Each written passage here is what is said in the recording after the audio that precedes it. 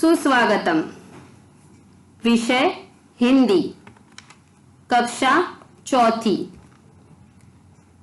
चलिए पढ़ते हैं पाठ तोतोचान पहुंची स्कूल। पिछली बार हमने देखा था कि तोतोचान अपनी मां के साथ नए विद्यालय में तोमोई में हेडमास्टर सोसाकू कोबायाशी से मिलने गई थी। वहां हेडमास्टर जी ने उसे बातें करने के लिए कहा और तोतोचान बैठ के उनके साथ बातें कर रही हैं। अब हम आगे बढ़ेंगे। उसने हेडमास्टर को बताया कि असल में उसके कपड़े इसलिए फटते थे क्योंकि वह दूसरों के बगीचे में झाड़ियों के बीच में से घुसकर आती थी।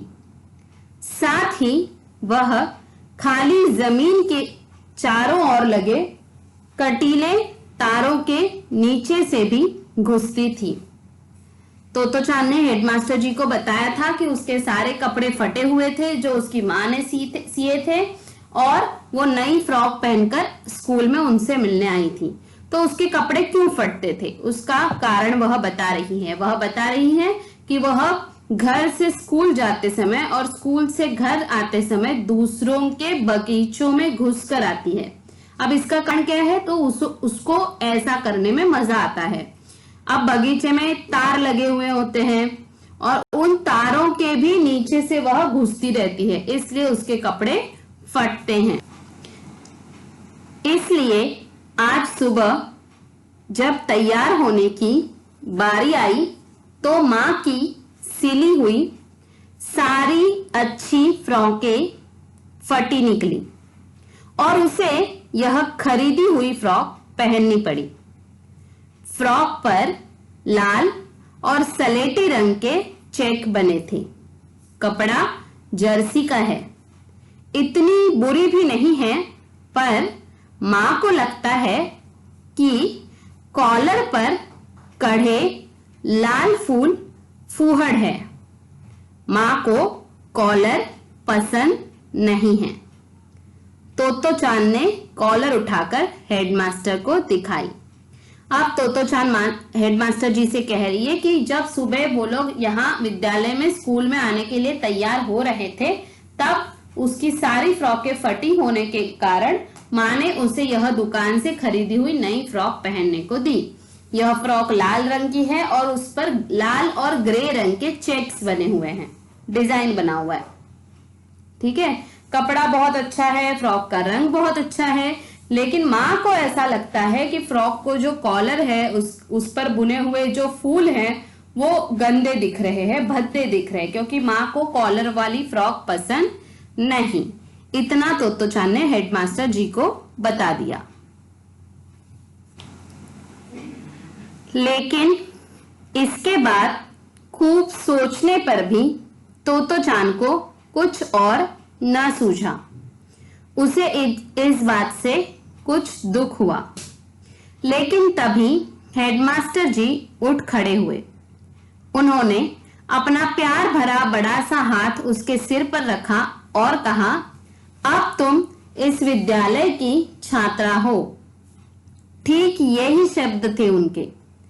उस समय तोतोचान को लगा कि वह जीवन में पहली बार किसी ऐसे व्यक्ति से मिली है जो उसे सच में अच्छा लगता हो। अब यहाँ पर तोतोचान ने हेडमास्टर जी से बहुत सारी बातें की और अब जब उसके पास बात करने के लिए कुछ नहीं बचा तब हेडमास्टर जी ने उससे कहा कि अब तुम इस विद्यालय की छात्रा हो। मैं आपको याद दिला दूं कि तोतोचान को उसके पुराने स्कूल से निकाल दिया गया था और इसलिए यहाँ पर नए विद्यालय में एडमिशन मिलना उसके लिए बहुत महत्वपूर्ण था और सोसाकू कोबायाशी ने उसकी सारी बातें सुनने के बावजूद उसे एडमिशन दिया। तब तोतोचान को लगा कि हेडमास्टर जी पहले ऐसे व्यक्ति हैं जिन्हें मिलकर वो बहुत खुश है, जिन्हें मिलना उसे अच्छा लगा है।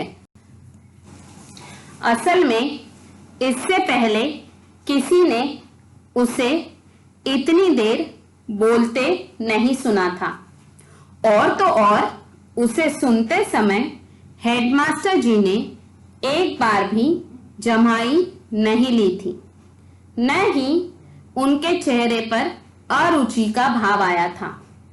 शुरू से अंत तक उन्हें सुनना उतना ही अच्छा लगा था जितना कि उसे बोलना। अब यहाँ पर तोत्तो-चान के तोमोई स्कूल के हेडमास्टर के बारे में एक खास बात बताई जा रही है। जब तोत्तो-चान इतनी देर तक बात कर रही थी और वो बैठकर सुन रहे थे, तो वो केवल एक उपचार के तौर पर नहीं सुन रहे थे। वो इसलिए नहीं सुन रहे थे कि वह सुनना उनके काम का भाग था, वो इसलिए सुन रहे थे कि उन्हें बच्चों की बातें सुनना अच्छा लगता था। तोत्तो-चान ने ये बात जानी कि इतनी देर बड़बड़ करने के बावजूद हेडमास्टर जी ने एक बार भी जमाई नहीं ली, मतलब उन्होंने एक बार भी आलस अपने चेहरे पर नहीं दिखाया, और इसलिए उसे पता चला कि जितना उसे बोलना अच्छा लगा उतने ही अच्छी तरह से हेडमास्टर जी ने उसकी बातें सुनी भी है। तो यहाँ पर हमारा तोत्तो-चान का पाठ खत्म होता है, लेकिन तोत्तो-चान तोमोई में उसने कैसे दिन बिताए, तोमोई स्कूल कैसा था, उसके हेडमास्टर कैसे थे, ये बातें जानना बहुत दिलचस्प है। अगर आपको तोत्तो-चान नाम की पुस्तक मिलती है, वो अलग अलग भाषाओं में है। जापानी भाषा में लिखी गई है, अंग्रेजी और हिंदी में, मराठी में ट्रांसलेट की गई है। अगर आपको वो पुस्तक मिलती है तो आप जरूर पढ़िएगा। शब्दार्थ, अब हम लिखेंगे शब्दार्थ। आपके नोटबुक में न्यू पेज, आज की तारीख और वार। शब्दार्थ, सलेटी रंग अर्थात ग्रे रंग, ग्रे कलर को हिंदी में सलेटी कहते हैं। कटीले, कांटों वाले, एक के नीचे एक, एक लाइन पे एक, दूसरे लाइन पे दूसरा, ऐसा शब्दार्थ लिखिए। अगर आप बीच में एक लाइन छोड़ना चाहते हैं तो भी अच्छी बात है। कढ़े, बुने हुए। फूहड़, गंदा। जमाई, उबासी। अरुचि, नापसंद। अगर आपके शब्दार्थ लिखकर हो गए तो हम आगे बढ़ सकते हैं, अगर नहीं हुए तो आप वीडियो को पॉज करके लिख सकते हैं। चलिए आगे बढ़े।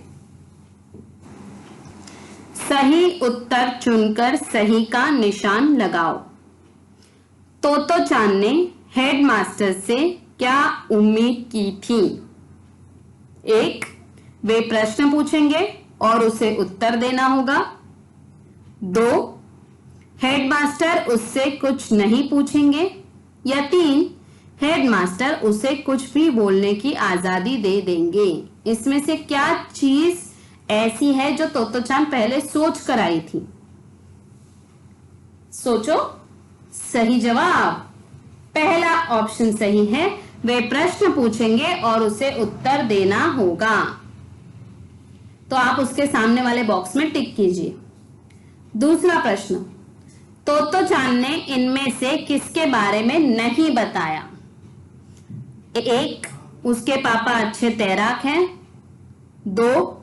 उसकी मम्मी धाविका है। या 3.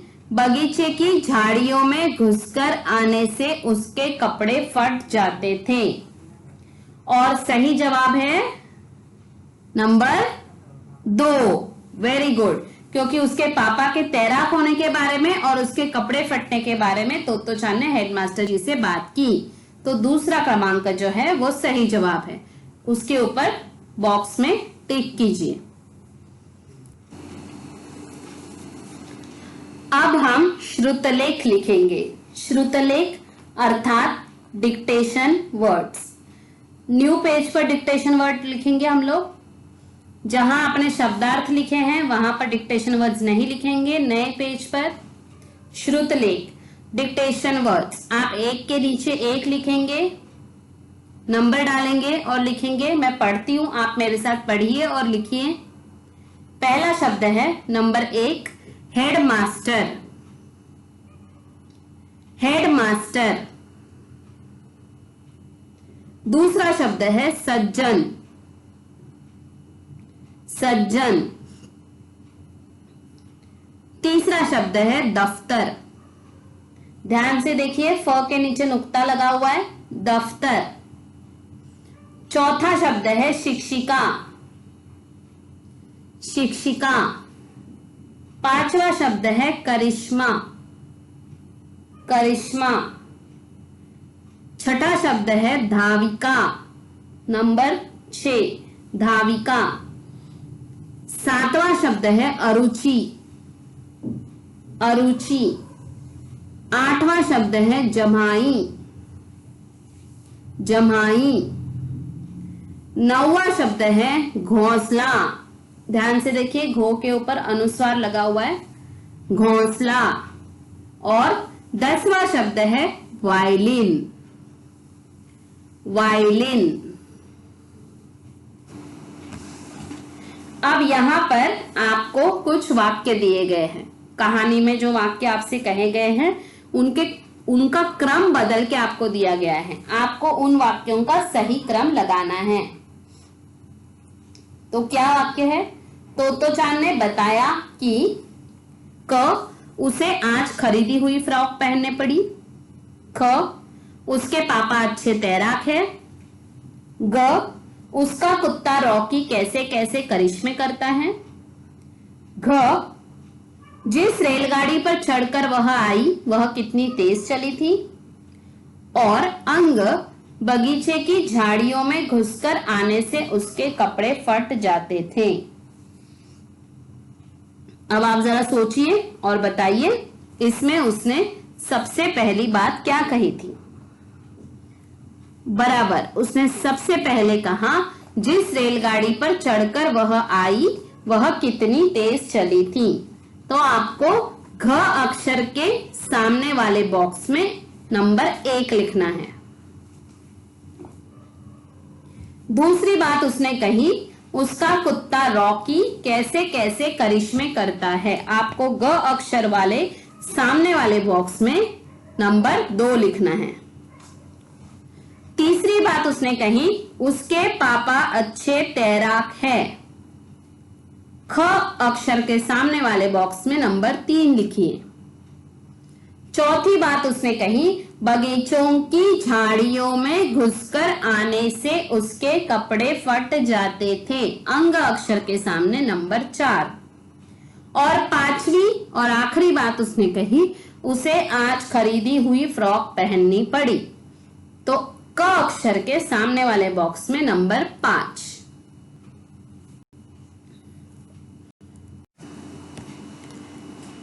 अब थोड़ा ध्यान से सुनिए, हम बहुत महत्वपूर्ण विषय पर जा रहे हैं। पाठ में आपने तोतो चान के हेडमास्टर के साथ बातचीत पढ़ी।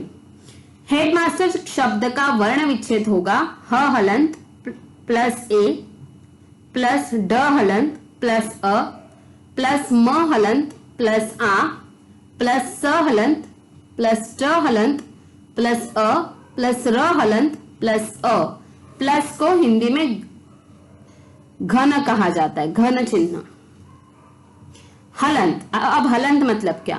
शब्दों की वर्तनी को अलग अलग करना ही वर्णच्छेद कहलाता है। मतलब शब्दों में से एक एक अक्षर को अलग अलग करना, उस अक्षर के एक एक वर्ण को अलग अलग करना वर्ण विच्छेद कहलाता है।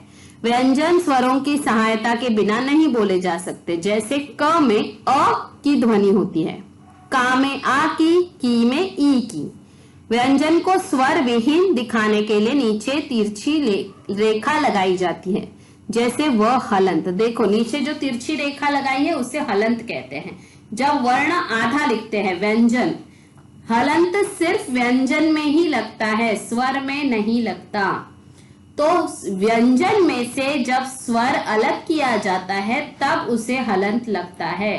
व के नीचे लगी रेखा को हलंत कहते हैं। जब आप एक्चुअल वर्ण विच्छेद करेंगे तब आपको बात ज्यादा समझ में आएगी। तो हम शुरू करें।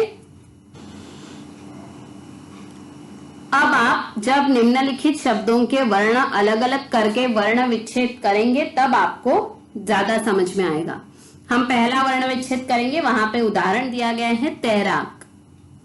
तैराक का वर्ण विच्छेद है त हलंत प्लस आई प्लस को हिंदी भाषा में कहते हैं घन, त हलंत प्लस ऐ प्लस र हलंत प्लस आ प्लस क हलंत प्लस अ।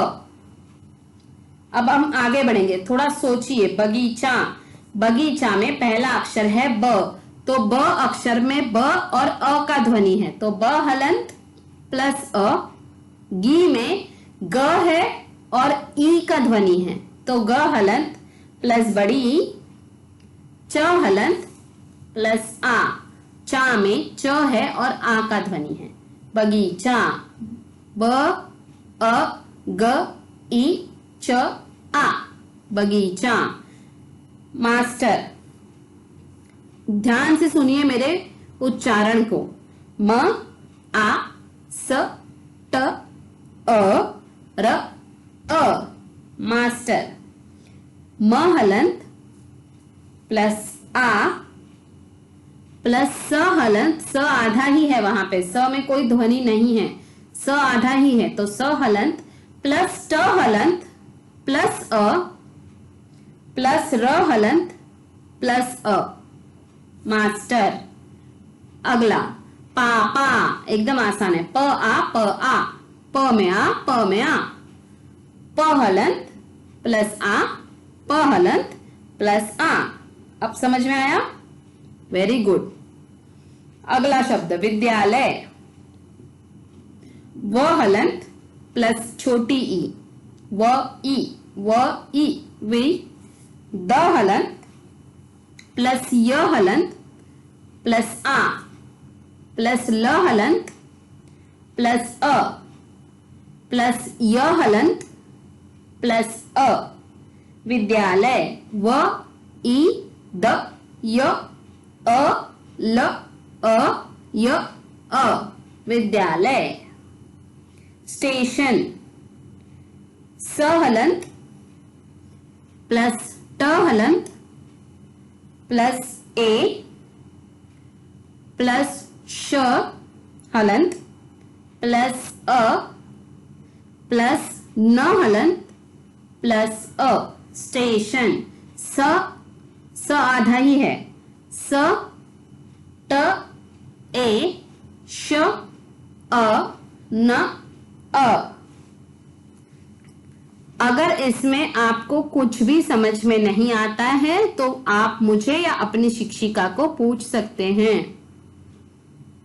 मैंने आगे वाले स्लाइड पर इसके सबके जवाब भी लिखे हैं, आंसर्स भी लिखे हैं, आप वो देख सकते हैं। ये रहे सबके जवाब। अब जो हमने अलग अलग वर्ड्स लिखे हैं, वर्ण लिखे हैं, उन्हें जोड़िए और देखिए तो आपको बात समझ में आएगी। अगर कुछ नहीं समझे तो अपनी शिक्षिका को पूछने के लिए बिल्कुल हिचकिचाना नहीं, ठीक है? अगली बार फिर मिलते हैं, तब तक के लिए धन्यवाद।